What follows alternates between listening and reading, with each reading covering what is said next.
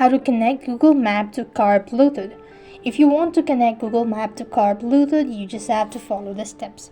So first of all, you want to go ahead and open up your device's settings, and then here you want to go ahead and locate connection device or connected devices.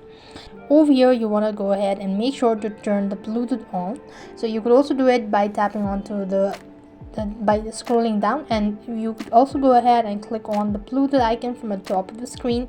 And once you've actually enabled the Bluetooth, what next you want to do is exit out of this page and then open up your Google Maps. After you open up your Google Map, this is how it's going to look like here. After you click on the initials, go to settings, and from here what you want to do is going to locate navigations. Here it is. After which, what you want to do is you want to make sure to toggle the button for play voice over Bluetooth, as well as play voice during phone calls, as well as play audio cues. Once you've done it, so you should be able to actually go ahead and connect the Google Maps to car Bluetooth. So that's the way you could do it. So I hope the video was helpful. Make sure to like, share and subscribe to our channel. Thank you for watching. See you in the next video.